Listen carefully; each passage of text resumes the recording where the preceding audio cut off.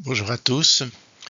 Nous allons voir aujourd'hui les actualités sur la prise en charge des cancers métastatiques de la prostate. Alors, tout d'abord, qu'est-ce qu'un cancer métastatique?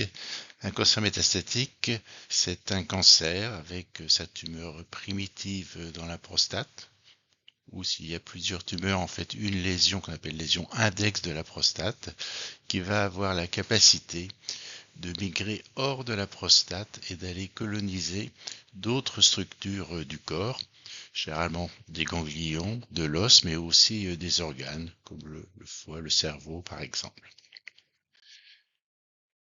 Alors ces cancers métastatiques, ils représentent à peu près en France 36 000 cas qui sont pris en charge, et il y en a environ 16 000 qui ont déjà eu une première ligne de traitement et qui ont résisté. Ce qui fait la gravité de la maladie, c'est cette première résistance, en particulier au traitement hormonal, qui les fait appeler donc cancer métastatique résistant à la castration.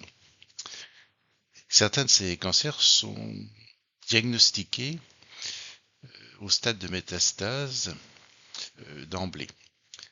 C'est environ 8% des cancers nouvellement diagnostiqués en France, avec un âge moyen qui est autour de 74 ans, mais comme vous voyez avec un écart type d'environ 10 ans, c'est-à-dire en moyenne à peu près 10 ans après la moyenne des cancers non métastatiques diagnostiqués. Alors ce qui est aussi important de voir, c'est qu'il y a une recrudescence de cancers métastatiques au diagnostic pour deux raisons. La première raison qui était avancée, qui est à l'origine en fait de la nouvelle considération d'organiser potentiellement un dépistage euh, du cancer de la prostate, c'est cette augmentation au diagnostic de cancers qui vont être évidemment plus difficiles à traiter avec des traitements plus lourds, alors que le dépistage a en effet, dans les études où il était organisé, montré qu'il pouvait réduire jusqu'à 50% en fait ces cas métastatiques au diagnostic. Alors c'est pas la seule raison de cette recrudescence, de cette augmentation de la fréquence, c'est aussi parce qu'on détecte mieux, grâce au progrès de l'imagerie, les métastases des cancers. Et donc, on va classer un peu plus qu'il y a 10 ou 15 ans des cancers métastatiques au diagnostic, alors qu'ils n'auraient pas été détectés, bien qu'ils soient métastatiques à l'époque. Le cancer métastatique, c'est accompagné donc d'évolutions thérapeutiques, mais ces évolutions thérapeutiques, elles ont été aussi associées à une subdivision de différents niveaux de gravité dans la maladie, donc qu'on appelle la stadification. Alors déjà, le stade de cancer métastatique en soi correspond à ce qu'on appelle le stade 4, et comme on l'a vu au début, il est défini par un cancer de la prostate avec des lésions prostatiques qui sont sorties de cet organe et qui ont été colonisées des ganglions lymphatiques, pas ceux qui sont à proximité de la prostate, mais ceux qui vont être à distance de la prostate ou localisés au niveau de l'os ou des organes. On a vu que si 8% des cancers de la prostate étaient finalement découverts au diagnostic, au stade métastatique, ça représente environ 60% du pool de patients atteints d'un cancer à ce stade, puisque certains cancers diagnostiqués comme localisés vont, par échec du premier traitement du cancer localisé, développer par la suite des métastases. On parle alors de métastases métachrones, ça représente environ 40% de la population de patients atteints de ce cancer métastatique. L'autre classification, et on l'a évoqué, c'est la localisation des métastases. Il y a trois niveaux, qu'on appelle M1, A, B et C. Le stade M1A, ce sont une extension dans les ganglions lymphatiques. Puis le stade M1B, qui est le stade avec des métastases localisées dans les os, et le stade M1C, localisé dans des organes comme ici le cerveau, ou ça peut être le foie ou d'autres organes. Il y a bien sûr une échelle de gravité entre les stades M1A, M1B et M1C, et une orientation thérapeutique qui va être différente. Il faut savoir aussi que, évidemment, ces stades peuvent s'associer chez un même patient pouvant avoir une atteinte ganglionnaire et osseuse ou viscérale par exemple. À travers les études qui ont eu lieu ces dernières années pour les nouveaux traitements, on a pu séparer aussi, en fonction du nombre de métastases, une évolution pronostique. Et on considère donc aujourd'hui 2 niveaux de cancer métastatique lorsque l'on voit sur l'imagerie les métastases. S'il y a moins de 3 métastases, on parle de cancer oligométastatique. S'il y a plus de 3 métastases, on parle de cancer multimétastatique. Le cancer oligométastatique étant évidemment moins grave que le cancer multimétastatique.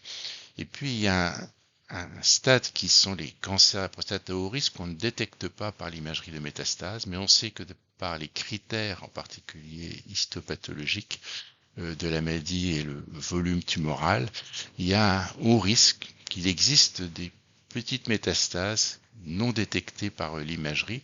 On parle donc de haut risque ou de cancer potentiellement micrométastatique. Alors le bilan d'extension, je vous l'ai dit, il a beaucoup évolué ces derniers temps. Certes, le bilan loco-régional, il repose sur l'IRM de la prostate et du pelvis, le petit bassin, qui va détecter en effet la tumeur dans la prostate, donner ses caractéristiques de localisation, de volume et d'atteinte éventuelle des bords de la prostate, de la capsule prostatique, et puis de ganglions qui peuvent exister près de la prostate, de ganglions lymphatiques envahis par la tumeur. Lorsqu'ils sont dans le pelvis, donc proche de la prostate, on ne parle pas encore de métastase. Et puis le bilan à distance, qui va donc rechercher des localisations plus loin que la prostate, dans les autres structures du corps. Initialement, c'était la scintigraphie osseuse et le scanner thoraco-abdominal, mais ces examens étaient relativement peu sensibles et ils ont été progressivement remplacés par d'autres types d'imagerie. Tout d'abord, le PET scan colline. Le PET scan, c'est la tomographie d'émission à positron couplé à un scanner avec un traceur qui se fixe sélectivement sur les cellules cancéreuses et donc qui permet de voir des localisations qui ne sont pas uniquement dans l'os comme la scintigraphie osseuse, mais aussi potentiellement dans les ganglions ou les organes.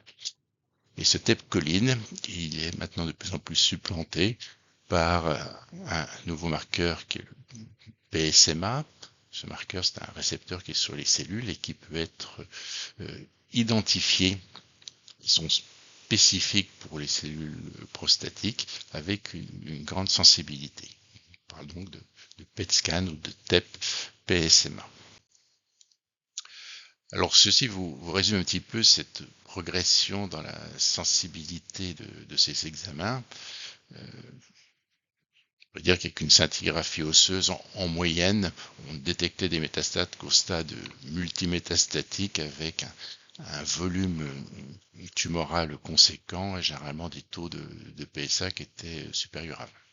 Avec le PET scan à la colline, on a commencé à voir en fait des maladies oligométastatiques, de petits volumes tumoral correspondant généralement à des taux de PSA supérieurs à 2 nanogrammes. Aujourd'hui, avec le TEP PSMA, on détecte des lésions qui peuvent être de l'ordre de 5 mm, qui correspondent donc à des taux, par exemple en cas de récidive d'un cancer de la prostate après une prostatectomie, à partir de 0,2 nanogrammes par millilitre. Alors bien sûr, on ne détecte pas encore toutes les micrométastases, s'il n'existe que quelques cellules. Aujourd'hui, on n'a pas d'imagerie suffisante pour les identifier. Vous avez ici un exemple avec sur la droite PET scan à la colline, ce qui est en orange, sont une fixation normale dans le tube digestif. Mais par contre, vous voyez que le TEP PSMA, lui, détecte une petite métastase osseuse au niveau de la partie postérieure du bassin que ne voyait pas la colline. Donc c'est cette évolution qui fait que nous voyons maintenant ces maladies, je dirais plus précocement, mais à un stade minime, et on sait très bien que les traitements sont d'autant plus efficaces que les maladies sont prises. Il faut savoir aussi que les métastases du cancer de prostate, ce sont en fait des clones qui s'échappent de la tumeur primitive et qui vont aller donc coloniser d'autres organes. Et ils peuvent, avec une dérive génétique qui leur est propre, avoir leur propre évolution, c'est-à-dire qu'ils peuvent moins bien répondre, par exemple, que la tumeur primitive, et donc avoir eux-mêmes aussi des sous-métastases à partir du premier foyer métastatique. Alors, quand on prend en charge un cancer de prostate, il y a deux choses à considérer.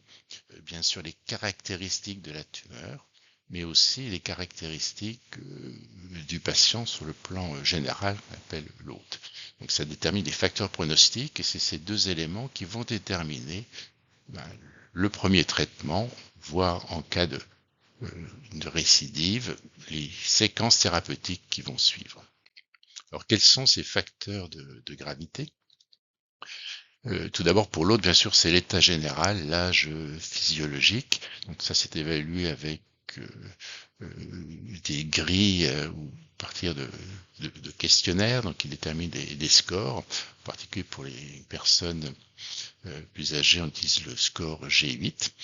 C'est aussi en fonction du traitement qu'on envisage. Par exemple, si on envisage une chimiothérapie, ce qu'on appelle le fitness, est-ce que le patient est susceptible de recevoir ce traitement?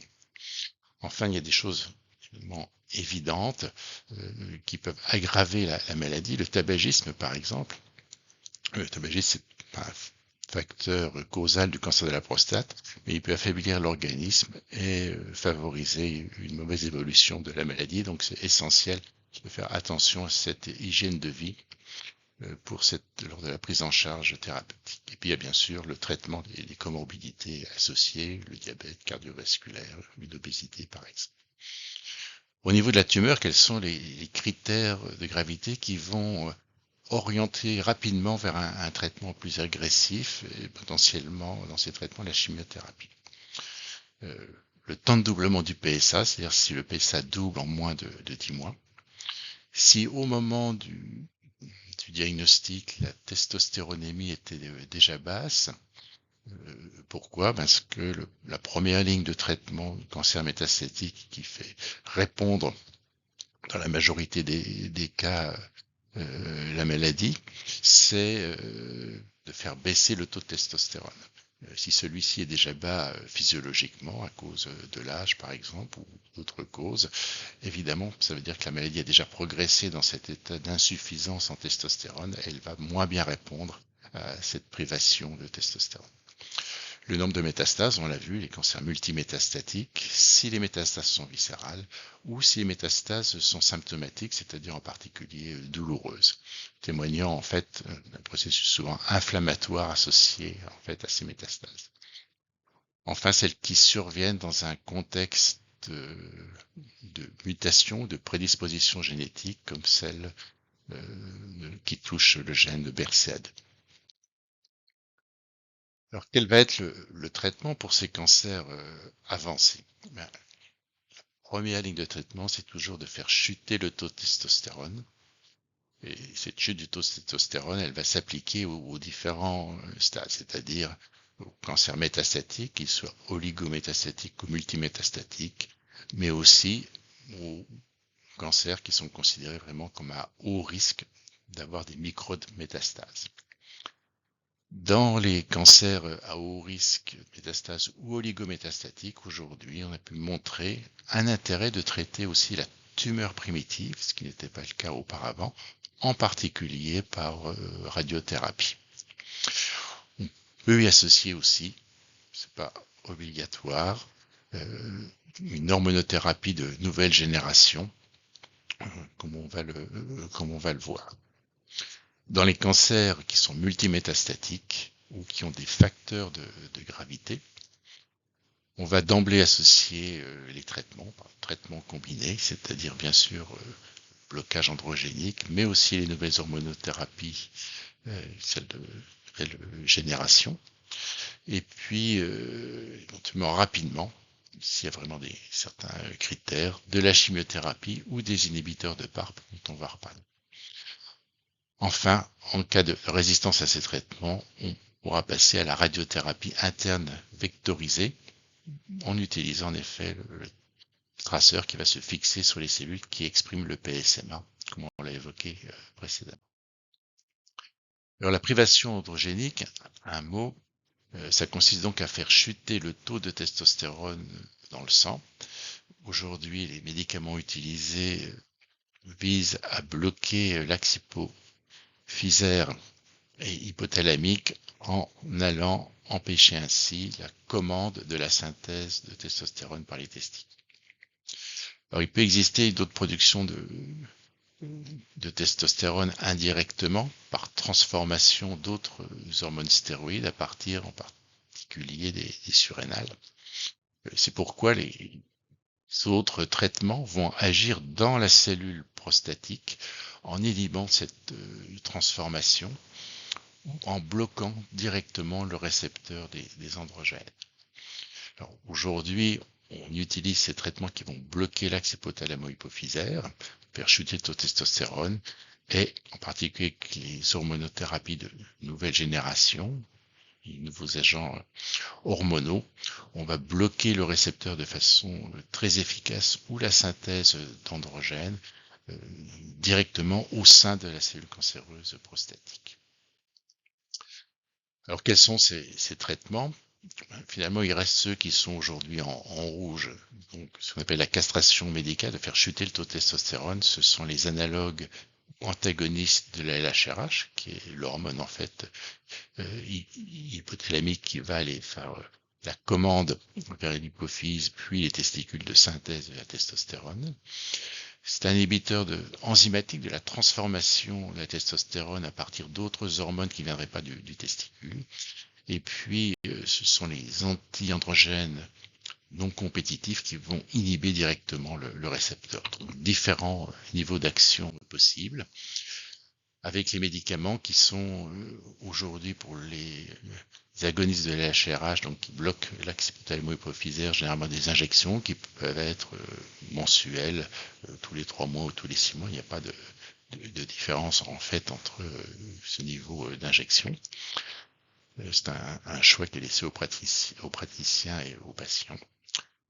Ou des médicaments qui vont agir, qu'on appelle les antagonistes de la LHRH, toujours sur le même axe, de façon plus rapide que les agonistes. Généralement, il fallait faire des injections tous les mois, mais récemment, en fait, un nouveau médicament est apparu qui peut être distribué par voie orale. Il faut bien sûr prendre ce médicament tous les jours. Alors cette privation androgénique, elle a quand même des inconvénients. Ces inconvénients, c'est le retentissement que ça peut avoir sur le métabolisme, donc avec un potentiel risque cardiovasculaire qui va être augmenté si on n'y prend pas attention, des modifications de la composition corporelle, des effets qui peuvent être neuropsychologiques, sur lesquels on va revenir, des effets métaboliques et puis des effets sexuels. Sur le plan neuropsychologique, on peut avoir aussi dans le contexte d'annonce de la maladie, évidemment, tendance à la dépression et à la fatigue qui s'y associe. Pour ça, un des meilleurs traitements, c'est en fait d'avoir un soutien et de pratiquer aussi des exercices, éventuellement donc en étant encadré et coaché. Ça peut aussi aller avec certains médicaments antidépresseurs si c'est nécessaire. Et bien sûr, toujours sur un avis psychologique. Les bouffées de chaleur, par contre, elles sont quasi constantes, mais d'un niveau très variable entre les patients. Il faut savoir les maîtriser au mieux, en particulier en évitant certains produits qui peuvent augmenter la nervosité, le stress, la caféine, les épices, l'alcool. Et il existe des sous-vêtements rafraîchissants souvent utilisés par le sport qui peuvent être utiles. Et puis un entraînement physique aussi qui a tendance à faire diminuer ces bouffées de chaleur.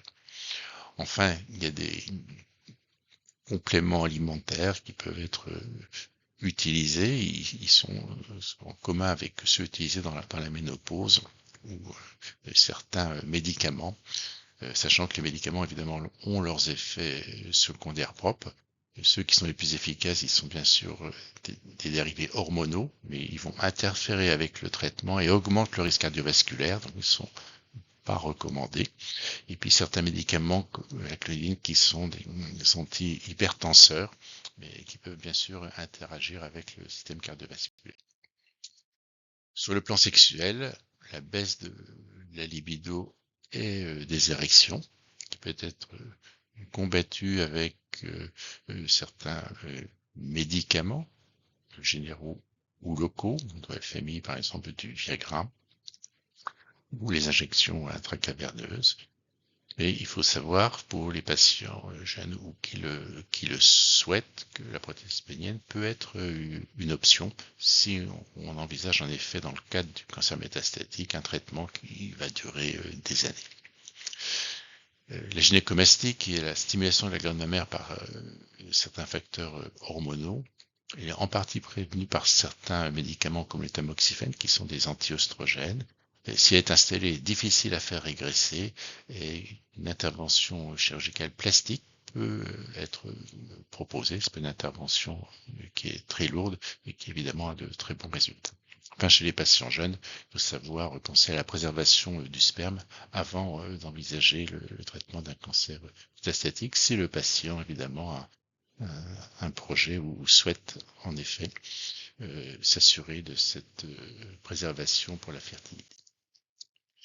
Sur le plan cardiovasculaire, le sujet a été débattu. On sait que le traitement par privation androgénique augmente le risque cardiovasculaire, en particulier s'il y a déjà eu un événement cardiovasculaire auparavant, un infarctus du myocarde, un accident vasculaire cérébral, et d'autant plus que celui-ci est récent dans les 6 mois.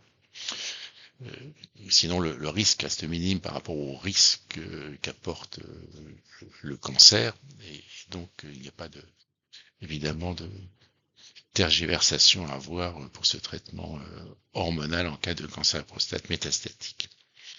Il faut savoir s'entourer d'un avis cardiologique qui peut prescrire en particulier des médicaments s'il existe des facteurs de risque cardiovasculaire du domaine métabolique, comme un diabète par exemple, comme une hypercholestérolémie ou une augmentation des triglycérides dans le sang qui peuvent justifier des traitements spécifiques comme les statines.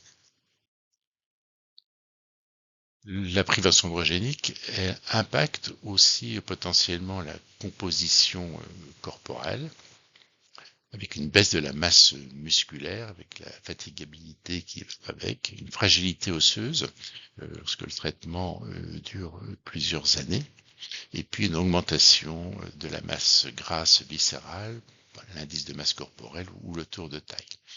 Alors bien sûr, là, au centre de cette prévention, c'est l'activité physique qui est prépondérante. Il faut avoir une activité physique pour prévenir ces effets. Il faut aussi prendre systématiquement une supplémentation en vitamine D, ça c'est essentiel. Et si l'activité physique est difficile, on peut s'associer en fait d'un coaching ou de techniques de renforcement musculaire auprès de kinésithérapeutes. Sur le plan sanguin, il y a toujours une légère anémie avec la privation androgénique. Elle peut parfois contribuer à la fatigue, mais généralement, il n'est pas nécessaire de la compenser. Et puis, les patients qui ont un risque de thrombose, qui ont eu des antécédents thromboemboliques, il faut discuter en effet avec le cardiologue la prescription ou non d'un anticoagulant ou d'un antiagrégant plaquettaire. Alors, quelle doit être l'évolution après cette première ligne de traitement de privation androgénique pour un cancer métastatique? C'est de faire chuter le taux de PSA en dessous de 0,2 nanogrammes par millilitre. C'est là où on a un bon pronostic et une maladie qui peut répondre pendant des années, voire ne jamais repartir. Malheureusement, dans un certain nombre de cas, cette première ligne va être suivie d'une récidive, donc une remontée du taux de PSA malgré le traitement hormonal, voire l'apparition sur l'imagerie de nouvelles métastases ou la réapparition des foyers métastatiques qui étaient connus antérieurement. On parle alors de cancer résistant à la castration. Alors pour le définir, comme je viens de vous le dire, en fait, c'est un patient qui a un cancer avec des métastases, qui a eu un traitement hormonal, qui est bien conduit, c'est-à-dire que le taux de testostérone doit être en dessous de 0,5 nanogrammes par millilitre, et qui voit une remontée du taux de PSA malgré cette testostéronémie basse, ou l'apparition de localisation tumorale sur l'imagerie. À ce stade, il y a aujourd'hui plusieurs options de traitement qui vont être soit séquentielles, soit combinées. Tout d'abord la chimiothérapie, qui est la plus ancienne, dont l'efficacité est parfaitement reconnue et donc qui s'adresse à ces cancers résistants à la castration pour les patients, comme on l'a vu, qui ont un état général suffisant pour avoir ce traitement, qui sont dit fit pour ce traitement. Et aujourd'hui, ce traitement repose sur 2 médicaments, sur de la famille des taxanes, le docétaxel ou le cabazitaxel. Le premier étant généralement donné avec du docétaxel, et s'il est mal toléré, on passe au cabazitaxel. Mais ils sont de la même famille. Autre possibilité thérapeutique relativement récente, ce sont les inhibiteurs de PARP. Alors, ils agissent par un mécanisme très particulier, dans le sens où les cellules tumorales, du fait de leur anomalie génétique accumulée, ont des gènes de réparation de l'ADN qui ne fonctionnent plus. Une cellule normale, généralement, lorsqu'elle a un gène qui ne fonctionne plus, elle a une voie alternative et qui lui permet de faire cette réparation et de rester viable. C'est une cancéreuse, en fait, s'ils perdent cette voie et si on bloque la voie alternative, vont entrer en fait dans un mécanisme de mort cellulaire et donc c'est comme ça que ce type de traitement agit. On parle de létalité synthétique et initialement l'anomalie génétique dans les cellules tumorales qui signaient les bons répondeurs à ce traitement étaient les inhibiteurs était la mutation BRCA2 avec la réponse donc à ces inhibiteurs de PARP. Aujourd'hui, il y a plusieurs inhibiteurs de PARP, le laparib, le talazoparib, le niraparib, qui sont sur le marché et qui peuvent être prescrits. Plus récemment, c'est aperçu que certes, les bons répondeurs à ce traitement étaient les tumeurs qui avaient une mutation BRCA2. Les tumeurs pour lesquelles la mutation n'était pas identifiée pouvaient aussi répondre et ces traitements en deuxième ligne sont maintenant associés ou associables avec les hormonothérapies de nouvelle génération. Ce sont l'abiraterone ou l'enzalutamide ou la palutamide ou le doralutamide. Troisième modalité thérapeutique à ce stade, c'est la radiothérapie interne vectorisée avec un mécanisme d'action qui vise à cibler ce récepteur sur les cellules cancéreuses qui est le PSMA. On a développé des ligands qui se fixent électivement sur les cellules, donc sur ce récepteur, donc sur les cellules cancéreuses, et on accroche à ce ligand un radioisotope qui va être capable d'irradier la cellule en irradiant évidemment sur des distances très faibles pour ne traiter que la lésion tumorale. Alors, le lutécium est le traitement qui est aujourd'hui couramment utilisé sur le marché Il existe d'autres options de radioisotopes avec des caractéristiques différentes, comme l'actinium ou le terbium, qui a montré récemment de très bons résultats avec moindre toxicité. La toxicité, généralement, de ces traitements, elle est potentiellement hématologique et la limitation peut être aussi l'insuffisance rénale. Ils font autant tir, d'ailleurs, comme les inhibiteurs de PARP, sur les cellules sanguines, donc pour donner une anémie ou une baisse des globules blancs, mais de façon moindre par rapport à la chimiothérapie. Enfin, un traitement qui n'est pas très utilisé en fait parce qu'elle cible une anomalie finalement rare au niveau des cancers, c'est l'immunothérapie avec de nouveaux médicaments qu'on appelle les inhibiteurs de checkpoint qui permettent de réactiver le système immunitaire antitumoral. En fait, ce système antitumoral, pour être réactivé, cela fonctionne bien s'il y a des antigènes tumoraux à cibler par l'organisme.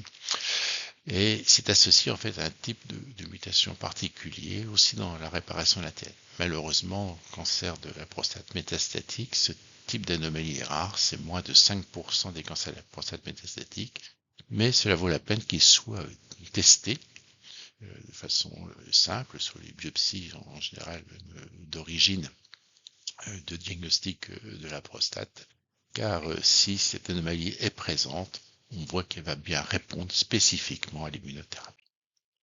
Donc aujourd'hui, on est un peu dans cette situation avec même beaucoup d'options thérapeutiques et puis une segmentation des différents stades du cancer de la prostate métastatique. Donc la première ligne, c'est toujours la privation androgénique, comme on l'a vu, mais s'il existe des facteurs de gravité, en particulier cancer multimétastatique, on va pouvoir passer d'emblée à une privation androgénique associant des nouvelles hormonothérapies, voire pour des formes plus graves comme les métastases viscérales ou des formes associées neuroendocriniennes à de la chimiothérapie. Si le cancer est résistant en fait à la castration, cette première ligne hormonale, bien sûr, on aura, si ce n'a pas été fait auparavant, l'utilisation de ces nouvelles hormonothérapies, mais aujourd'hui, elles peuvent être associées aux inhibiteurs de PARP, donc de façon croisée en fonction des différents inhibiteurs de PARP et des différentes molécules. Les options sont possibles. S'il existe ces facteurs de gravité, aussi l'autre option, c'est la chimiothérapie avec le docétaxel, s'il est mal toléré, le cabazitaxel. En cas de mauvaise tolérance de la chimiothérapie ou de résistance à cette chimiothérapie, aujourd'hui il y a la radiothérapie interne vectorisée, donc qui utilise le PSMA et le lutécium. Et puis dans des cas que l'on a vu, le testing moléculaire des tumeurs peut orienter sur les très bons répondeurs des inhibiteurs de PARP ou sur l'immunothérapie, comme on l'a vu, lorsqu'il existe un déficit de réparation de thème de type MMR. Ces options, elles sont, comme on l'a vu, séquentielles ou avec différentes trajectoires. Donc aujourd'hui, pour les cancers, dès qu'il existe des signes de gravité ou une progression, on utilise les hormonothérapies de deuxième génération, donc celles-ci sont de la même famille, ou la biratérone. Elles peuvent être rapidement aussi associées aux inhibiteurs de PARP. Pour les patients les plus graves ou débutant la résistance à la castration, c'est bien sûr la chimiothérapie avec ces deux molécules. Et sans oublier bien sûr les formes particulières basées sur le testing moléculaire comme on l'a vu, les mutations de type BRCA2 pour les inhibiteurs de PARP, voire des chimiothérapies spécifiques, les anomalies de réparation qui permettent d'utiliser l'immunothérapie, et puis l'expression du PSMA sur l'imagerie, qui en soi est un traceur moléculaire qui signe les métastases qui peuvent être ciblées par radiothérapie interne. Donc voilà pour ce tour d'horizon. Bien sûr, si vous avez des questions, n'hésitez pas à interroger Info Anamacap. Ils sont très heureux d'y répondre. Je vous remercie de votre attention.